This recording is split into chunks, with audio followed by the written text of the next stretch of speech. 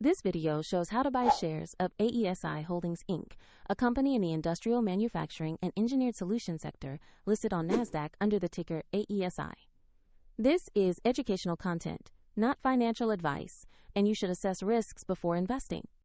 To trade, you need a brokerage account, and we use eToro as an example to demonstrate the process.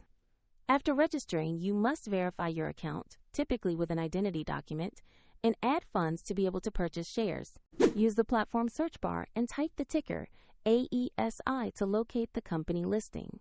Make sure the result corresponds to AESI Holdings Inc. on NASDAQ before proceeding. On the asset page, review the company profile, sector description, and recent information while checking the price chart. Confirm the page shows AESI on NASDAQ so you have the correct stock. To place an order, click Invest. Enter the amount you want to allocate, review the order details, and confirm the trade. If markets are closed, your order may be queued for execution when the market opens. If your account does not have sufficient funds, the platform will prompt you to add money before confirming the purchase. Your new position will appear in your portfolio or holdings list after the trade is executed. Check the video description for a link to eToro if you want to follow the same demonstration.